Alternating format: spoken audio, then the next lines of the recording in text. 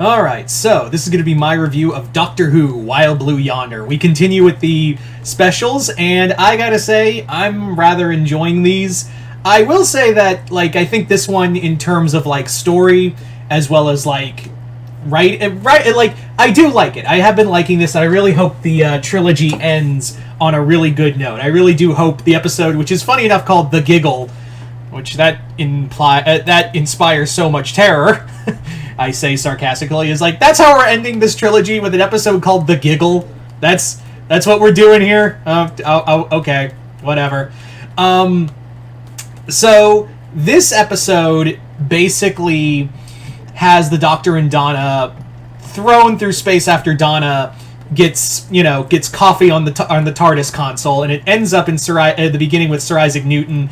And I'm gonna say this right now, I really hope Mavity doesn't become a running thing, because it's already it's already lost its luster. I'm just gonna say it right now, like, Mavity, the whole Mavity thing, that shit's gotta stop. Like, that shit, I don't care for it. Like, I think it's dumb. It was a cute, like, little twit, like, at first it was like, haha, but then it really, like, alright, please don't be a thing for the rest of the Russell T Davies era, please. Like, can this, can we just not? It's not funny. Like, it was funny for, like, a half second, and then we keep doing it, I'm like, oh, God, is this gonna be, like, one of those running jokes in the, in that era? I genuinely hope not, because it's like, I don't, and I already know people are like, oh, Mavity's gonna be a new thing. No, it's not.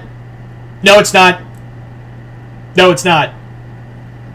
Anyway, so the Doctor and Donna, after that opening scene, just so we can get a new running joke, which has already run itself into the ground, I'm done harking on that, have ended up on a big spaceship where the TARDIS, after healing itself, runs the fuck away. Basically, we brought back the hand system, which we haven't seen in a long time. We haven't seen that the hands program. If you guys don't know, if you aren't familiar with Doctor Who, the hands system is basically like the TARDIS. If there's some great danger to the TARDIS well-being, the system will pack its shit and run. Like, that's the thing. It's literally get your shit and go. That's what the TARDIS is doing here. But yeah, so I think that's really cool. It's also a way to have, like, a story without having the TARDIS in it. Like, that's basically what it is. It's just to explain, oh, they can just get in the TARDIS and run away. Nope. TARDIS ran off. Like that, yeah, TARDIS has ran off. You can't stop it. We gotta move on with the rest of the story.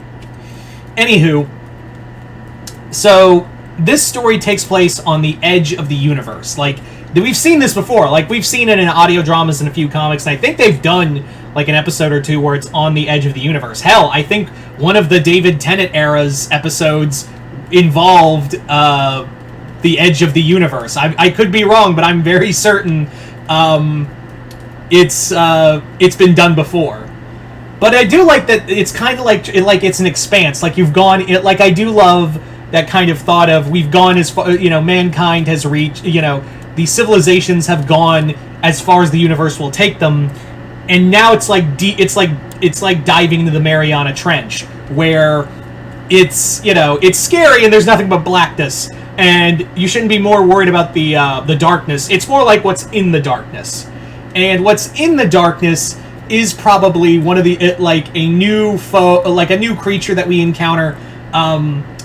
These beings that, like, take the form of those encountering them. It's very reminiscent. This episode definitely has a lot of feeling of the Thing. It very much feels like the Thing, because these creatures, like, assimilate only through thought. That's how they, like, get their bodies. Is like they assimilate through thought on how they like mutate and morph into people, or in this case a human and a Time Lord. There's actually, like, a great moment where, like, there's a great moment of horror in here, which is, like, I was actually like, oh shit, where the Doctor goes in to see what Donna's doing, and he's talking to her, and it's a regular conversation. And then you cut over to the Doctor again. I was like, oh, I guess it just cut back to him doing his thing. And then Donna walks in, and you're like, oh no, this was we're all in danger now. That was my first thought. It was like, we're all in danger. So the thing is like this is the other thing. We've seen a lot of these villains before, and I'm like, where they take the form and like identity and memories of the other character. We've seen that a lot in Doctor Who. We've seen that a lot with like if you remember the weird androids who became slime. We saw that like we've done this before. Like this is another thing that's been done before. And yeah, also another thing. Man, did they stretch the budget on the ship. They clearly like those that background of the inside of the ship that's always morphing. Yeah. That did not look good. That's clearly the budget did not go there. I do like the little robot though. The little Frobo Robo was cute. I thought he was adorable, even though he just served a purpose of I'm just going to slowly walk over to destroy the ship. Yeah, the show, while I do think it did stretch itself thin, I do think like a lot of the character stuff really saves it. Like the character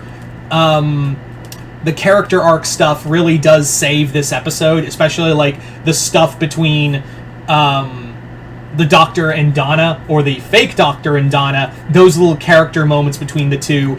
I also like the fact that like we're talking more about like we're not retconning the Chris Chibnall era fully. Like there was shit that they had done in the Chris Chibnall era. It's really hard to not hand wave away. So I'm glad like Russell T Davies is like, well, I got to deal with this. This is on my plate, and a lesser man would throw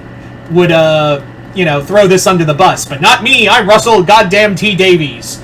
That T stands for teabagging the other guys. I digress. So, this, it does feel a lot of like that like villains we've seen before or creatures we've seen before. I really also like that there's a lot of character between the Tennant and Noble, Tennant and Tate have not lost a step, and even as like when they play the doppelgangers, they clearly still know how to bounce off of each other. Very, they know how to bounce off of one another very well. So, then we come to the end when the Doctor and Donna finally escape. What happens is something that made me go, oh! It was seeing Bernard Cribbins back as, Wilfred. Arguably one of the best characters in Doctor Who. Seeing Wilfred again just made my heart melt. It did get spoiled to me online, but like seeing it in person, when you see Wilfred, in person, it does make you go, oh. And then we get the ending that the whole world's going insane, and this is where we're probably getting the toy maker. This is the big reveal of the toy maker. It's gonna be cool. I was hoping we'd get more build up to him, but whatever. Very much looking forward to the Doctor versus the Celestial Toymaker, and seeing, the of what's next for the Doctor, and seeing I guess you could say that since this is the 14th, like Tennant is playing the 14th Doctor, I think I guess they'll call him the next one the 15th Doctor. I forget the actor's name, but I'm looking forward to him. All in all, I'm really enjoying these Doctor Who specials. I almost call them sports. These Doctor Who specials, and I can't wait for next week's. But until then, you guys tell me in the comments below, what did you guys think of Doctor Who Wild Blue Yonder? Did you guys like it, hate it? Comment below, let me know. Other than that, I hope y'all enjoyed this. I'm Mr. Multiverse. I'll see you next time in the Multiverse.